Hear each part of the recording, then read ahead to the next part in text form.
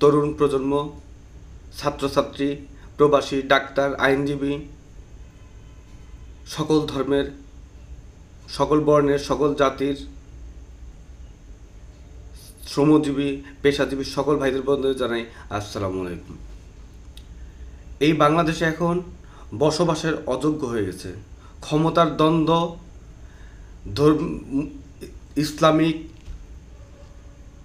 যেই দ্বন্দ্ব, ধর্মীয় উগ্রতা, জাতিগত বিভেদ, কেউ গণতন্ত্রকে দোহাই দিয়ে রাজনীতি করছে, কেউ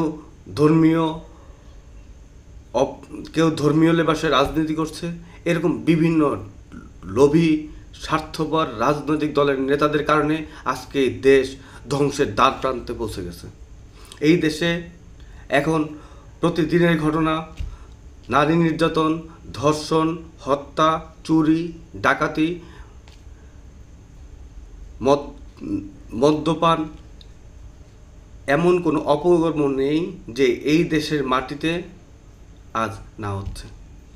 এই দেশের সরকার যতই পরিবর্তন হোক, বিগত সময়ে যারা সরকার ক্ষমতায় ছিল তারাও এই দেশের জন্য কোনো উন্নতি করেনি।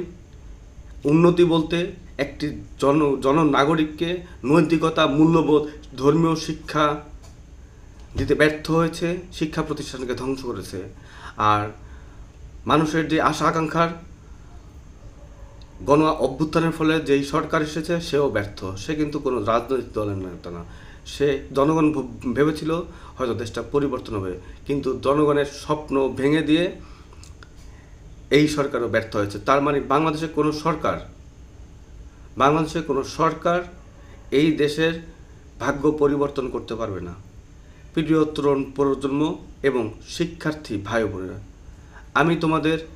তোমরা এই দেশের ভবিষ্যৎ, এই দেশকে তোমাদের হাতেই পরিবর্তন হবে। কারণ বিগত সময়ের যতই পরিবর্তন আন্দোলন সংগ্রাম এসেছে তা তোমাদের হাত ধরে, তোমাদের নেতৃত্বে এই দেশে পরিবর্তন হয়েছে, কিন্তু মৌলিক পরিবর্তন হতে পারেনি রাজনৈতিক নেতাদের কারণে।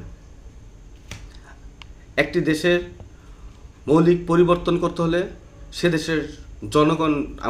দেশের জনগণ এবং ভবিষ্যৎ প্রজন্মকে সবার প্রথমে নৈতিকতা, মূল্যবোধ শিক্ষা দিতে হবে। তাদেরকে গড়ে তুলতে হবে লোভ, হিংসা, বিদ্বেষ মুক্ত কোমল শিশু থেকে তাদেরকে গড়ে তুলতে হবে। কিন্তু প্রতিটা সরকার তাদেরকে ব্যবহার করেছে, সেই জন্য তাদের সেটা পরিবর্তন হয়নি। ইনশাআল্লাহ আমরা পরিবর্তন করব।